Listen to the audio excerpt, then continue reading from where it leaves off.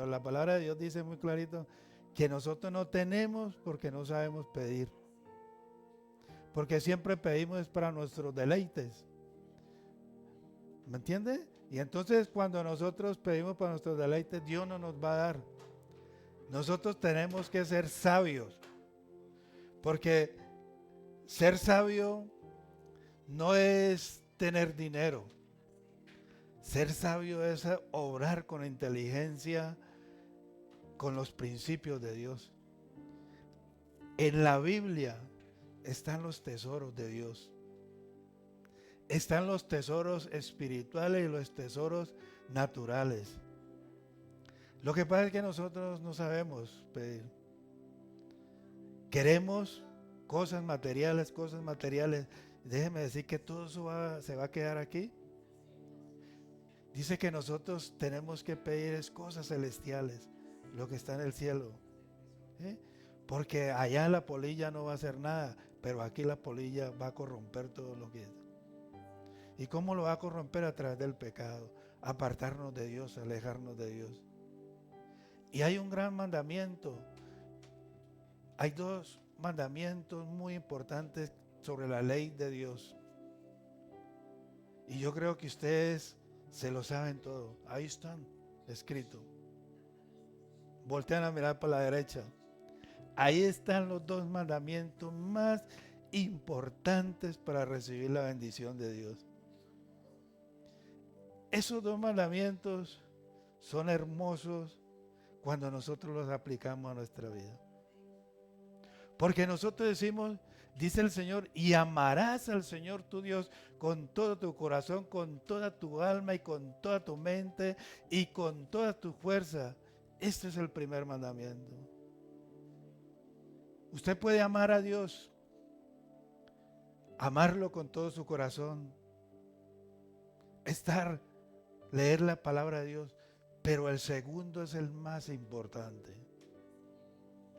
Porque a veces nosotros decimos, como dice la palabra de Dios, dice, si decimos que amamos a Dios, pero aborrecemos a nuestro hermano, de nada nos sirve. Decimos amamos a Dios y a Dios no lo hemos visto, pero a nuestro hermano que lo estamos viendo, que está necesitado, que tiene problemas o que te ofendió y tú guardas rencor sobre él, verdaderamente, porque el Señor Jesús mandó que amemos a nuestro enemigo. Y usted, en vez de amar a su enemigo, antes lo aborrece más. Y allí está la clave. Esa es la clave para que Dios bendiga nuestro caminar diario, la cena, para que Dios nos bendiga. Ese es el mandamiento más importante, porque amar a Dios, como no lo vemos,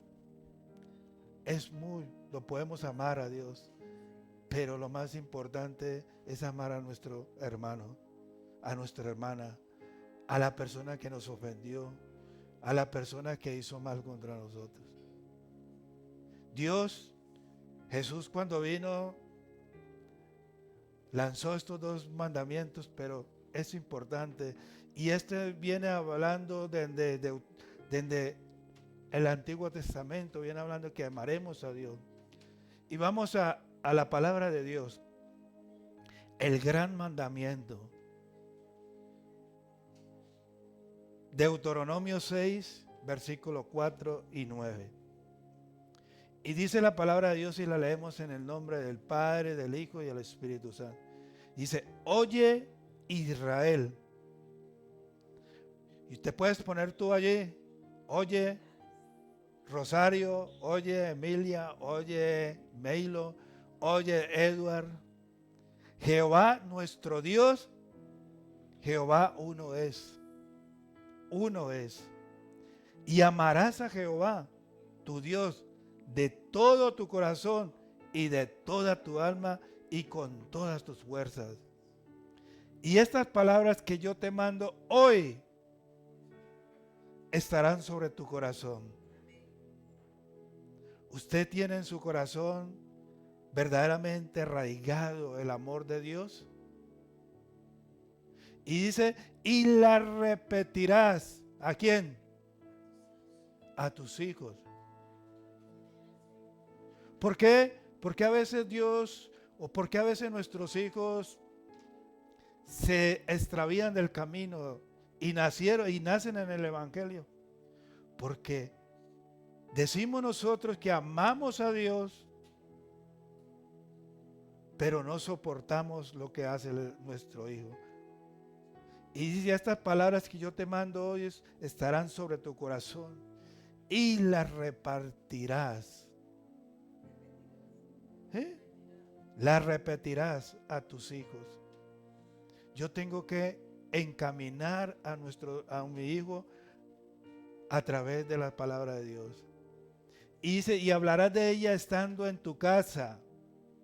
Usted habla de Dios, coloca a su hijo a orar con usted, le enseña a su hijo la palabra de Dios, o solamente le compra juguetes, cosas para que se divierta, Nintendo, le compra de todo, menos una Biblia. Y le enseñas a tus hijos a leerla, si ya saben leer. Le enseñas a repetir a tus hijos la palabra de Dios. O solamente le enseñas a tener un móvil y estar todo el día pegado del móvil. Dice la palabra de Dios, y la repetirás a tus hijos. Y hablarás de ella estando en tu casa y andando por el camino y al acostarte y cuando te levantes. Dios es explícito, yo no tengo que explicarte nada. Aquí está Dios enseñándonos a nosotros. Dice, la repetirás a tus hijos, le hablarás de ellas estando en tu casa, andando por el camino, yendo a ir a jugar con él, cuando se va a acostar y cuando se levante. No tengo que hablarte, decirte, no, tú lo tienes que hacer. Es que Dios es un mandamiento de Dios. No es algo que nosotros nos hemos inventado.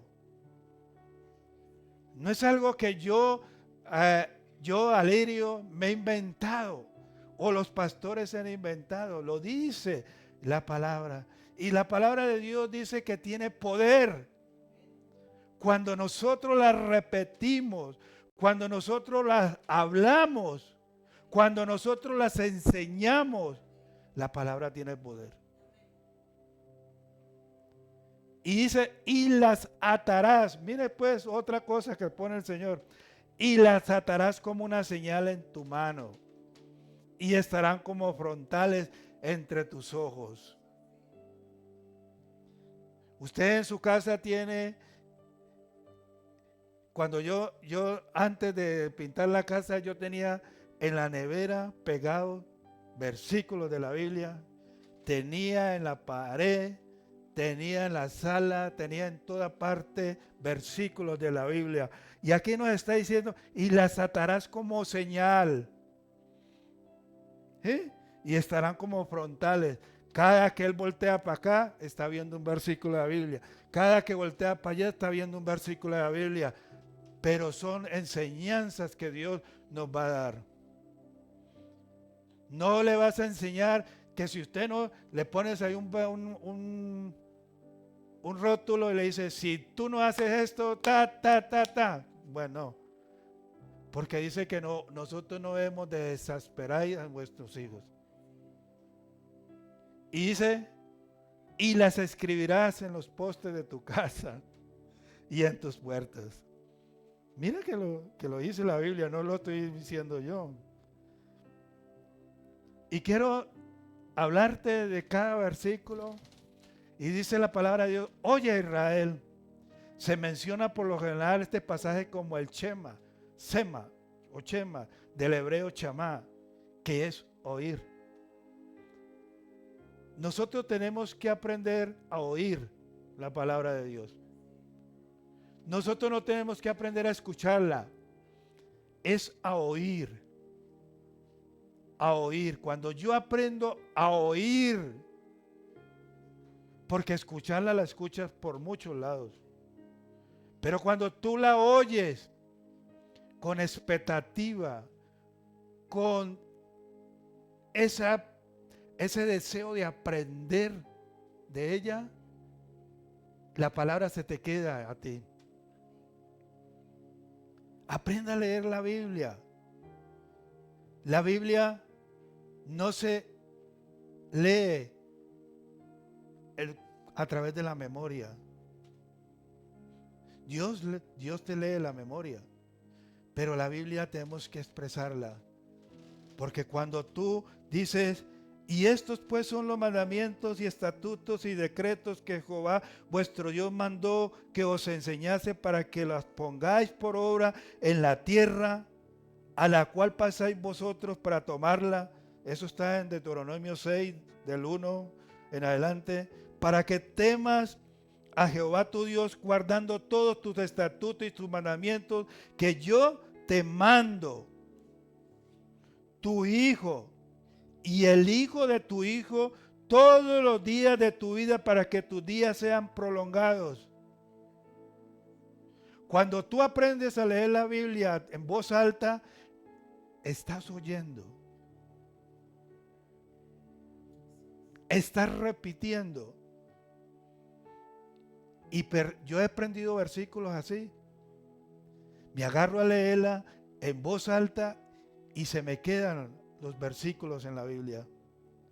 Ven aquí en la mente. Y dice, oye Israel. Aquí es como una advertencia. Y hoy te dice, oye Milo, oye Paula, oye Juan, oye, que la palabra de Dios tiene poder, que la palabra de Dios, cuando tú la mencionas, cuando tú la traes a tu corazón, ella va a hacer la obra, va a transformar. Porque dice la palabra de Dios que la palabra de Dios tiene poder y es más cortante que espada de dos filos, que penetra hasta lo más profundo y parte las coyunturas, los tuétanos. ¿Usted ha visto cuando usted no llegaba a ver matar una vaca a un matarife? Es tremendo el cuchillo que usan. Yo vi en Palmira, me dejaron entrar a ver matar las vacas cuando los matan los toros y todo.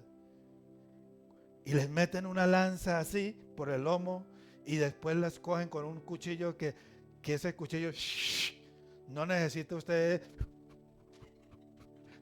como son los cuchillos de nosotros de la cocina, que no, eso llega y así. Y dice la palabra de Dios que es como espada de dos filos que penetra y parte las coyunturas. La palabra de Dios entra cuando tú la lees, la oyes y la colocas dentro de tu corazón. Él cambia, transforma. Y allí es donde Dios hace la obra en nuestras vidas. Pero no es como yo quiero, sino como Dios quiere. Dice que en la época de Jesús era un pasaje conocido que recitaban diariamente los judíos devotos y regularmente en los servicios de la sinagoga. ¿Usted no ha notado que hoy en día todavía hay gente que todavía repite y repite y repite y recitan el Padre Nuestro, el Ave María? y recitan lo que está escrito en la palabra de Dios, pero lo recitan no con entendimiento, no con de oír la palabra de Dios. Y dice que en la época de Jesús era un pasaje conocido que recitaban diariamente los judíos, devotos y regularmente en los servicios de la sinagoga. El Shema es la típica declaración del carácter monoteísta de Dios, seguida por un doble mando hacia Israel.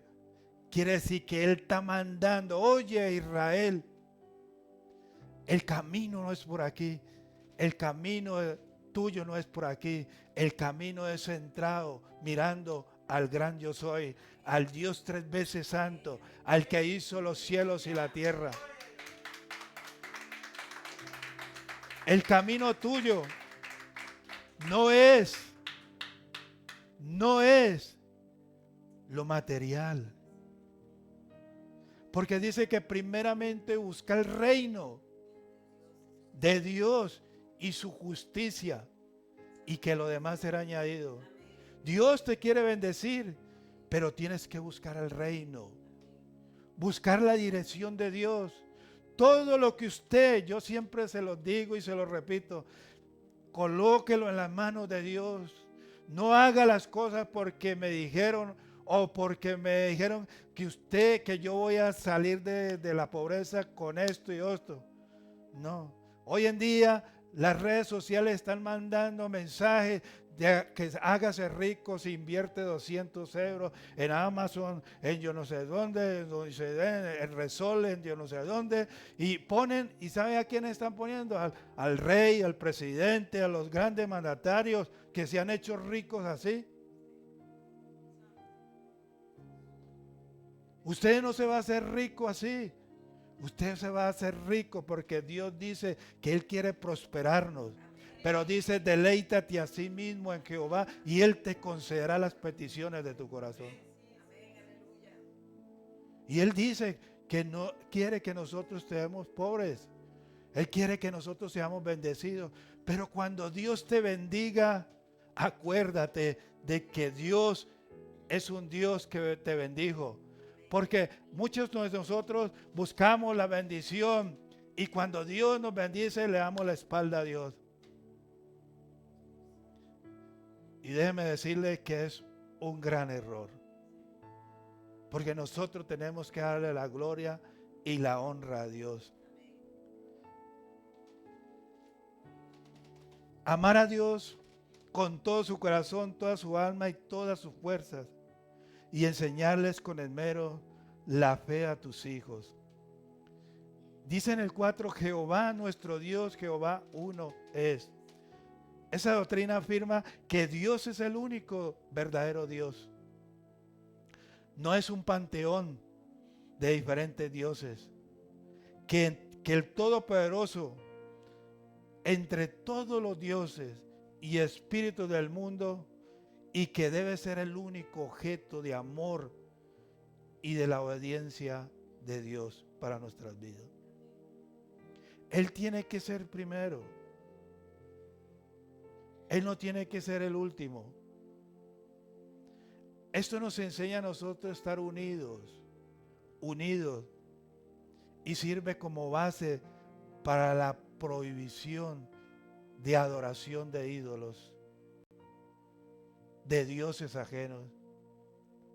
No es San Pancracio, no es la Virgen de Guadalupe, no es San Gregorio Hernández, no es ninguno de ellos que te va a bendecir. Es Dios. Porque Él dice muy clarito que Él es el dueño del oro y de la plata, que Él es el dueño de la tierra y su plenitud. Y dice, y de todos los que en ella habitan. Dios es el único Dios verdadero.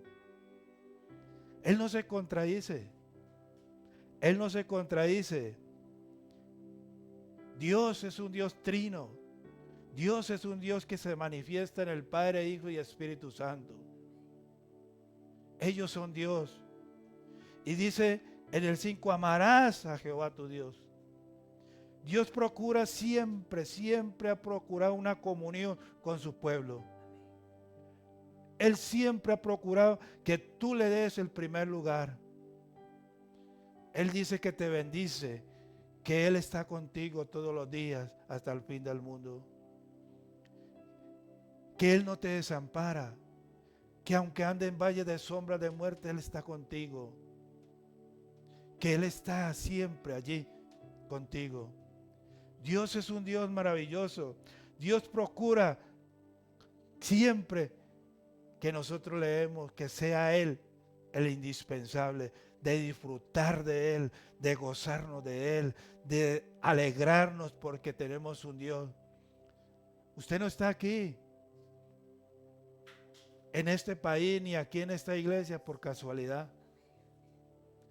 Todo tiene un propósito delante de Dios. Todo tiene un propósito.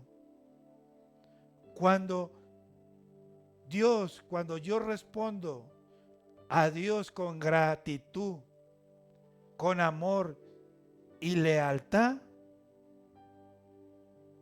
llego a conocerlo más y a disfrutarlo más y a tener una relación de pacto con Él.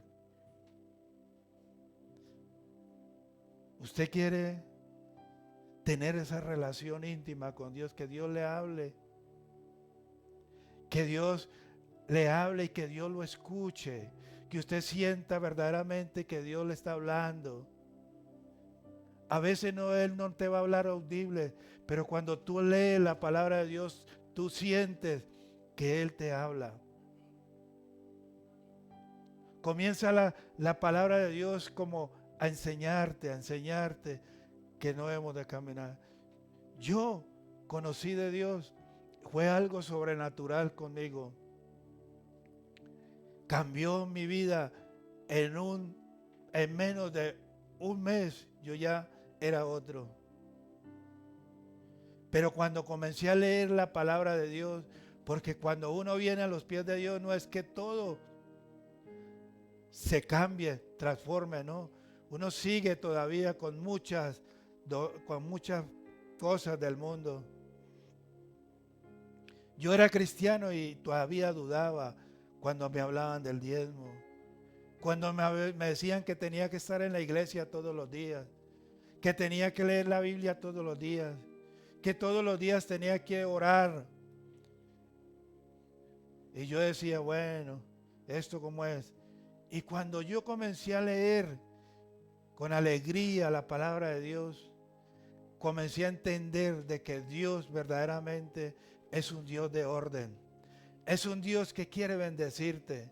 Él quiere prosperarte. Él quiere bendecirte. Pero a medida que tú vas avanzando en los principios de Dios, Dios te va exigiendo más. Es como en un trabajo. Cuando tú das la talla en el trabajo que estás haciendo, el patrón te va exigiendo más. Dios es el patrón de patrones. Es el Dios verdadero, el pastor de pastores. Y Él te va exigiendo más, de que más lo busques, que más estés en comunión con Él. A Dios no hay que buscarlo superficialmente, porque superficialmente no vas a encontrar nada. Hoy sí, mañana no. Hoy sí, mañana no. No, hoy no. Mañana sí lo busco. Y mañana vuelve y dice, hoy no, mañana sí. No, a Dios hay que buscarlo todos los días. Dice que todos los días Él está con nosotros hasta el fin del mundo. ¿Sí? De esto se trata el primer amor. El primer grande mandamiento, junto con el segundo, de amar al prójimo. Y de esto depende la ley y los profetas. Dice en Mateo 22, 37 al 40, dice, Jesús le dijo, Amarás al Señor tu Dios con todo tu corazón, con toda tu alma y con toda tu mente. Este es el primero y grande mandamiento. Y el segundo es semejante. Amarás a tu prójimo como a ti mismo. De estos dos mandamientos dependen toda la ley y los profetas. Jesús dice que si amamos a Dios, a nuestro prójimo, por naturaleza guardamos los mandamientos. Mire que estos dos mandamientos son los que nos ayudan a nosotros a salir adelante, a ser bendecidos por Dios. Esto es mirar la ley de Dios de una manera positiva, positiva. En vez de estar preocupándonos de lo que podemos hacer, deberíamos concentrarnos en aquello que sí podemos hacer para mostrar que amamos a Dios y a los demás. La verdadera obediencia a Dios y a sus mandamientos solo es posible cuando brota de la fe en Dios el amor hacia Él. Es de la única manera. En Mateo 22:39 dice, y el segundo es semejante, amarás a tu prójimo como a ti mismo. Se requiere que los hijos de Dios amen a todas las personas, incluso a sus enemigos. Usted, alguien que le haga daño, ¿usted lo ama? Que le haya hecho algo mal. Yo me impacté cuando dio el testimonio Gigi Ávila, que el yerno le había matado a su hija y él estaba en la cárcel. ¿Usted se imagina que el yerno o alguien le mate a su hija? Usted desea, eso es cuartizarlo, ¿sí o no? ¿Sí o no? En lo humano, ¿sí? Usted también quiere vengarse de él. Pero dice cuando este hombre dio el testimonio de que había ido a la cárcel y había perdonado a esa persona, eso es impactante. Perdonar a alguien que le mató a su hijo, eso no lo hace sino Dios a través de uno. Porque en lo humano yo no soy capaz. ¿Sí o no? ¿O no, doña Amelia? Pero cuando Dios permanece y yo estoy cumpliendo esos mandamientos de Dios, porque la verdadera obediencia a Dios es a sus mandamientos. Solo posible cuando brota esa fe de Dios dentro de nosotros y el amor de Dios dentro de nosotros, podemos nosotros perdonar a nuestros enemigos.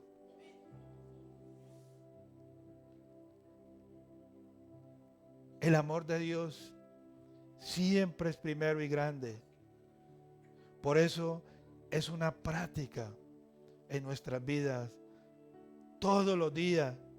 Nunca se debe transigir en cuanto a la santidad de Dios. Su deseo de Dios es la pureza, su voluntad y sus normas como se revelan en las Escrituras. Dice en Juan 14:15, dice, si me amáis, guarda mis mandamientos. Si me amáis, guarda mis mandamientos. ¿Será que usted guarda los mandamientos de Dios en su corazón para no transigir a Dios en su santidad?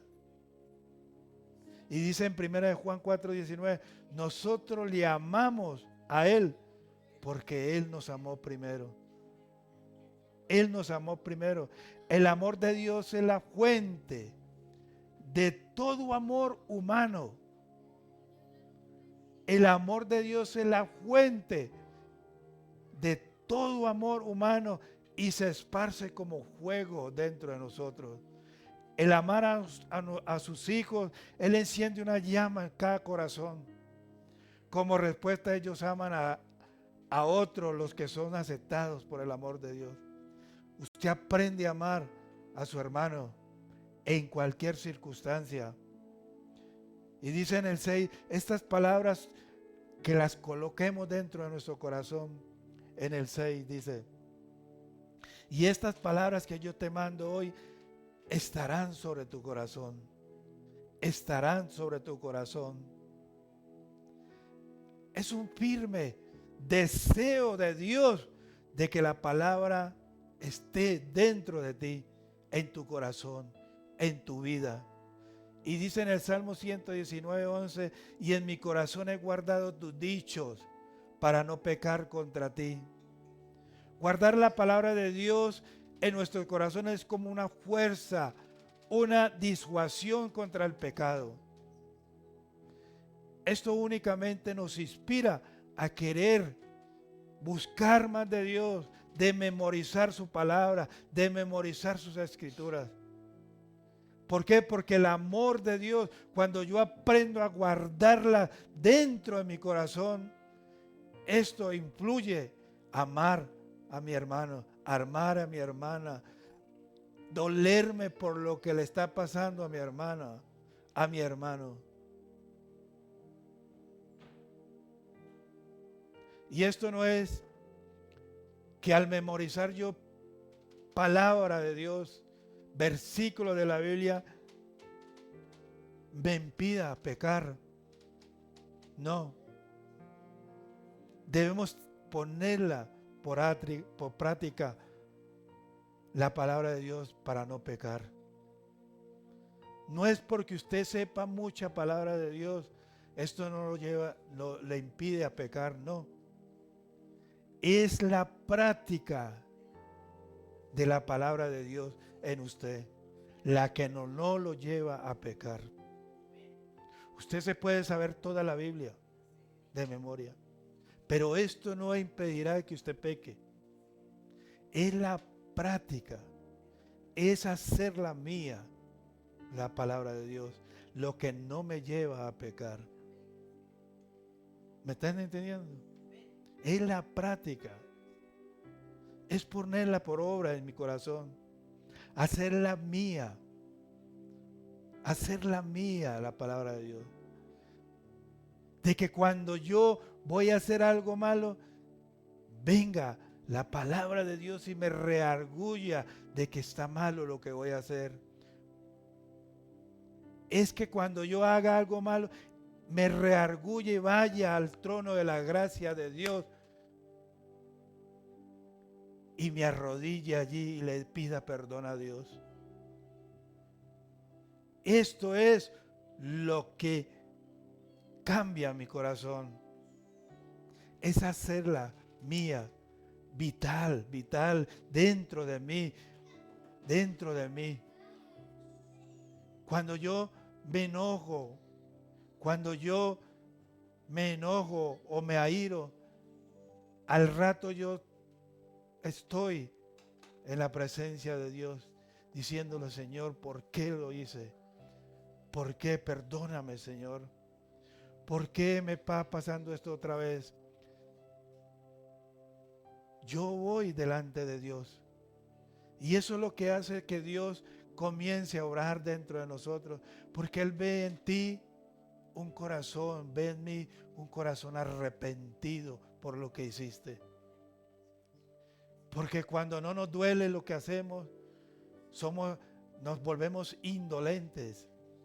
No nos importa lo que le pase a mi hermano, lo que le pase a mi hermana, nada. Siempre todo el enemigo está maquinando ideas. ¿Y por qué? Y comienza a ponerte: ¿y por qué no le dije más esto, más? Comienza a ponerte más cosas para que ¿por qué no se las dijiste? No, es cuando la palabra de Dios está dentro de mí y la estoy practicando. Eso me vuelvo, como dice, pongo un caparazón, como la de un armadillo, que no penetra nada dentro de mí, sino que la palabra de Dios es la que está calando dentro de mí, y lo que venga de fuera no va a rebotar en la caparazón de nuestras vidas. Porque Dios pone, como dice, un cerco alrededor de los que le temen. ¿O si no? Dios pone un cerco cuando tú estás memorizando y poniendo en práctica la palabra de Dios. Y todo lo que te digan no va a hacer nada, porque solamente estás pensando en Él, solamente estás creyéndole a Él. Pero cuando falles, ve delante de Dios y dile: Señor, perdóname. Porque Dios mira el corazón arrepentido. En Jeremías 31:3 dice: pero este es el pacto que haré con la casa de Israel después de aquellos días. Dice Jehová: daré mi ley en su mente y la escribiré en su corazón, y yo seré a ellos por Dios y ellos me serán por pueblo. Dios escribía sus leyes en los corazones en vez de escribirlas en tablas de piedra como lo hizo con los 10 mandamientos. Pablo declara explícitamente en Colosenses que la palabra de Cristo mora en abundancia en vosotros en toda sabiduría. Colosenses 3:16. El versículo de la Biblia en Colosenses nos invita a hacer un espacio en nuestra vida para la palabra de Dios en cada uno de nosotros. Que ella habite en abundancia en nuestros corazones. Que la palabra habite. ¿Y qué es habitar? ¿Qué es habitar? Usted habita en una casa, ¿cierto? Pero usted no permanece allí. ¿Sí o no? Yo vivo en una casa y yo no permanezco allí.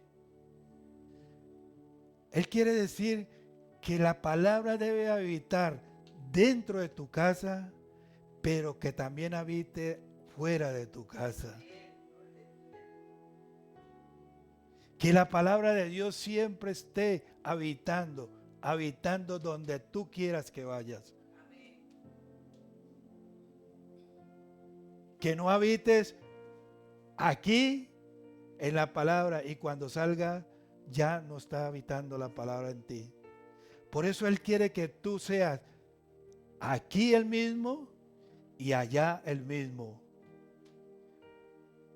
Él quiere que tú seas el mismo en tu casa, seas el mismo en tu hogar, seas el mismo en el supermercado, seas el mismo donde tú vayas. Que la palabra siga habitando en tu corazón. No nomás allí donde tú la escuchas. Ella tiene que siempre estar habitando. ¿Y por cómo va a habitar la palabra de Dios? Leyendo, memorizando la palabra de Dios. ¿Me entiende? Dice: además nos motiva a enseñarnos, a exhortarnos mutuamente con toda sabiduría y a cantar con gracias en nuestros corazones, con salmos, con himnos, con cánticos espirituales. Yo admiro a mi esposa que ella va en el coche y ella no va escuchando lo que va sonando en el coche. Ella va con sus cosas aquí y va escuchando una prédica o va escuchando música que le gusta a ella. Está en la casa, el altavoz es chiquitico, no se oye sino en toda la casa, prédicas, alabanzas. Se va para el baño y va con el cosito ese allí en el baño. Va para la habitación con el cosito allí. Va para la casa de Natalí y allá tiene el cosito. ¿O no es así? Ella a toda hora está escuchando palabra de Dios, prédicas. ¿Me entiende? Ella solamente saca un ratico a las 3 de la tarde para ver las noticias. Y eso que no se centra allí a mirar, no. Pone el televisor y está allí haciendo sus quehaceres y está oyendo. ¿Me entiende? Pero nosotros a veces dejamos que la palabra habite dentro de nuestro corazón porque nos sentamos en el televisor o cogemos el móvil y duramos horas y horas y horas. Y nos acostamos en la cama y seguimos dándole. ¿Qué es lo que está entrando a su corazón? ¿Qué es lo que usted está aprendiendo? Porque dice que cuando hay una mente desocupada es lo que Satanás va a poner dentro de uno. La noticia, la mala noticia, lo que bueno, todo lo malo. ¿Me entiende? Porque cuando no hay una mente desocupada, dice que Satanás viene, ¿qué? Con 7 demonios más y se pone allí. Pero cuando hay una mente ocupada y la palabra de Dios está habitando dentro de tu corazón, no hay espacio para que el enemigo venga a dañar tu mente, tu corazón. Es Dios el que hace posible todo esto, pero es habitando dentro de nuestro corazón. Y dice en el Salmo 119, 97 al 100, oh, cuánto amo yo tu ley. Todo el día es ella mi meditación. Me has hecho más sabio que mis enemigos con tus mandamientos, porque siempre están conmigo. Más que todos mis enseñadores he entendido, porque tus testimonios son mi meditación. Más que los viejos he entendido, porque he guardado tus mandamientos. ¿Qué dice? Oh, cuánto amo yo tu ley, y todo el día es ella mi meditación. Yo admiro a mi mujer en ella y quiero aprender de ella. No es que ella me obliga, sino que quiero aprender, porque la veo que siempre está en su palabra, en la ley de Jehová. Me ha hecho más sabio que mire, cuando tú escuchas la palabra de Dios, cuando tú estás poniendo, habitando y estás en esa armonía, no es que en el trabajo mire, yo cuando estaba en el trabajo yo me ponía los cascos y no escuchaba sino alabanzas, prédicas y todo eso. Y aprendí muchos versículos allí. ¿Sí? Y a veces venía el encargado a dañarme la vida y yo, como estaba en lo mío, yo lo único que le decía, bueno, vamos a ver. Y me decía, no, ¿cómo así que vamos a ver? No, sí, voy a intentarlo. ¿Me entiendes? Y se enojaban conmigo y me mandaban a freír espárragos. Y yo les decía, bueno, ¿me entiendes? ¿Por qué? Porque la palabra de Dios, cuando usted está en esa sintonía, la palabra de Dios hace mella dentro de usted y la palabra está habitando dentro de usted. La alabanza, hay alabanzas muy hermosas que hablan de Dios, de lo que es Dios, de lo que quiere hacer Dios con su vida. La palabra de Dios nos hace ser sabios para contestar, para hacer las cosas, para meditar. Más sabios que nuestros enemigos. Miren, nos hace más sabios que nuestros enemigos y que cualquier maestro. Y que cualquier maestro. La verdadera sabiduría va más allá de un conocimiento acumulado. Es la aplicación de ese conocimiento para cambiar nuestra vida. Es la aplicación. Nosotros queremos cambiar, nosotros queremos ser prósperos, nosotros queremos ver la bendición de Dios. Tenemos que aplicar el conocimiento para cambiar, porque la palabra de Dios te hace ser sabio para hacer los trabajos. Y usted llega a un trabajo, si usted no es sabia, se le hace el día larguísimo. Yo llegaba allá al trabajo y como aprendí a manipular bien lo que me tocaba hacer, a mí se me hacía corto porque estaba todo el día meditando en la palabra y se me hacían cortos los días. Y a veces trabajamos de 5:30 de la mañana a 6 de la tarde o 7 de la tarde. Y a mí se me hacían cortos los días. ¿Me entiende? Y a veces salía de allí a las 7 y el culto comenzaba allí donde íbamos a la iglesia a las 7 y a las 7:30 estaba allí en el culto. Salía de allá y allá iba a parar a la iglesia. ¿Por qué? Porque la palabra de Dios me hace ser sabio, me hace ser entendido, me da un conocimiento. La verdadera sabiduría va más allá de un conocimiento. Usted puede conocer mucho, pero es la aplicación del conocimiento que usted tiene para cambiar su vida.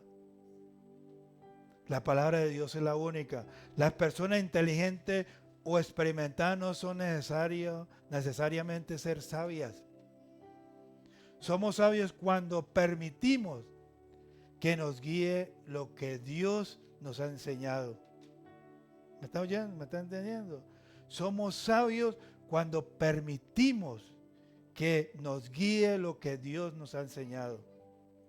En Juan 8:31 dice: dijo entonces Jesús a los judíos que habían creído en él: si vosotros permaneciereis en mi palabra, seréis verdaderamente mis discípulos y conoceréis la verdad. Y en el 7 dice, en el versículo de Deuteronomio 6:7 dice: la repetirás a tus hijos. Una manera esencial de manifestar el amor de Dios es interesarse en el bienestar espiritual de sus hijos. De sus hijos. Y tratar de conducirlos a una relación con Dios. ¿Me están escuchando? No es que los esté... No. Tenemos que aprender a conducir, a interesarlos en el bienestar espiritual, ¿eh? A tratar, a conducirlos, a enseñarles con amor. La instrucción piadosa de los hijos debe ser uno de los intereses más importantes de los padres. Ahora sí me voy a meter con los padres. Como el Padre se compadece de los hijos, se compadece Jehová de los que le temen. Salmo 103:13. Como el Padre se compadece de los hijos, se compadece de Jehová de los que le temen. Nosotros somos frágiles, pero el cuidado de Dios es eterno. Usted es frágil y usted a veces al hijo le dice: no, ya no quiero eso. Y usted a veces se deja que el hijo lo manipule, como dice. No, nosotros tenemos que ser insistentes. Demasiado a menudo miramos a Dios como un juez.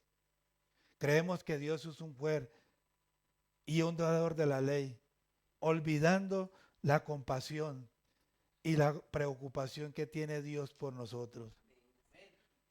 Cuando Dios examina nuestras vidas, recuerda que Él nos mira en la condición humana que eres o que somos. Nosotros somos frágiles. ¿Y por qué somos frágiles? Porque nosotros nos dejamos llevar por cualquier viento. Nosotros a veces somos como las olas del mar, para allá y para acá.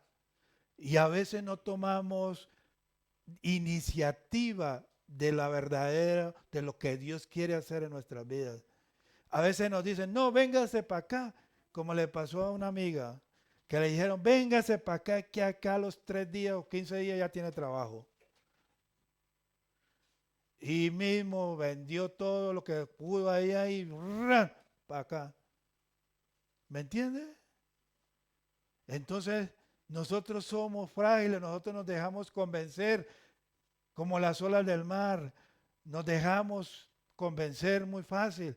Por eso yo siempre les digo: coloquen todo en las manos de Dios, a ver qué Dios les dice. Amén. Dios es el único que no se equivoca. Amén. Nosotros nos equivocamos porque somos frágiles. Nosotros nos dejamos llevar por las circunstancias. Nuestras debilidades nunca deberían usarse como justificación para pecar. Su misericordia toma todo en cuenta. Dios le tratará con compasión.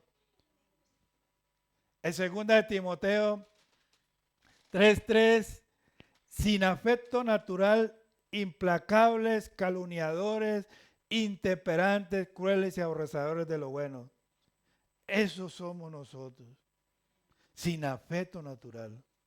Somos implacables, somos calumniadores, intemperantes, somos crueles, aborrecedores de lo bueno. Ese es el ser humano. Ese es el ser humano. En los últimos días los creyentes deben estar preparados para enfrentar un agobiante torrente de impiedad. Nosotros tenemos que estar preparados. Dice el apóstol, profetiza que Satanás ocasionará mucha destrucción en la familia. Los hijos serán desobedientes a los padres y los hombres a las mujeres. Serán personas sin afecto natural. Eso puede traducirse como sin afecto familiar y se refiere a la falta de sentimientos, de ternura y de amor natural, como lo demuestra una madre que rechaza a sus hijos, una madre que mata a su bebé en el vientre o que lo aborta y lo deja en un basurero. Eso, padres que abandonan a su familia, hijos que se niegan a cuidar a sus padres cuando están ancianos. Eso estamos viendo. Hoy el ser humano está, ¿qué? Sin afecto natural de familia. El ser humano hoy solamente mira lo que le conviene, su propio ego.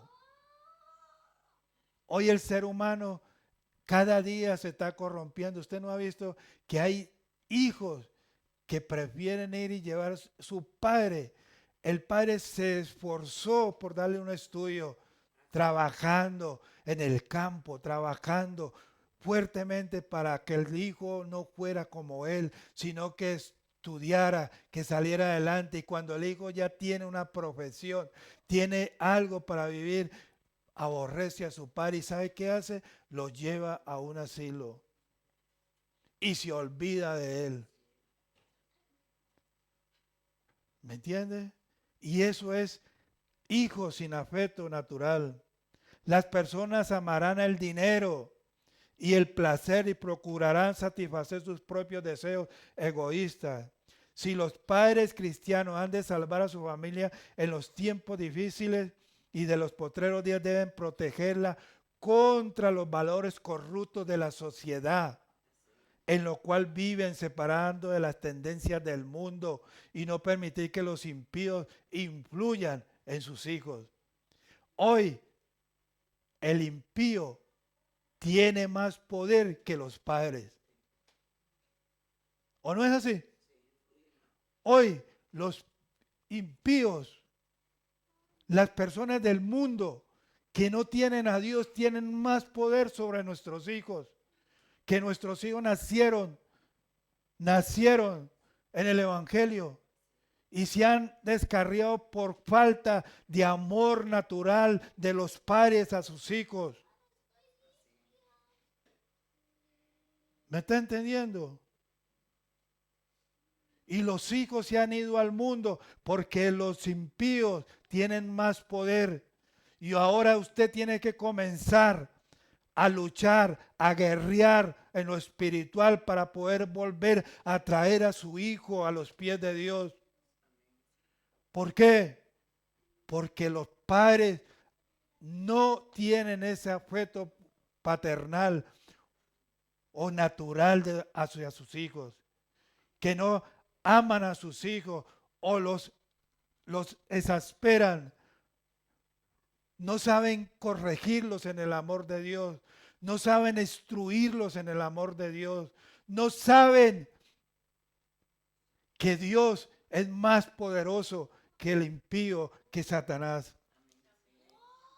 Y hoy quiere la sociedad se está corrompiendo y hoy vemos hijos, hijas metidas en el lesbianismo, en las corrupciones, en el homosexualismo, en muchas cosas del mundo, porque los mismos padres los han enviado a ese lugar.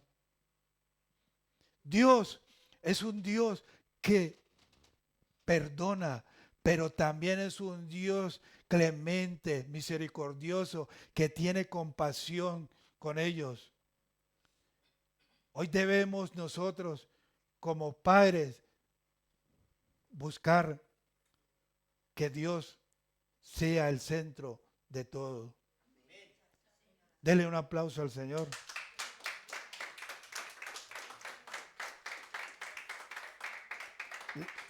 Tenemos que instruirlos en lo espiritual. Debemos centrarlos en el hogar con la participación del padre y la madre y enseñarles que Dios es un Dios de promesas y un Dios que los guía de lo bueno a lo mejor y de lo mejor a lo excelente. Vamos a orar. Me pasé porque me entregaron muy largo, muy cortico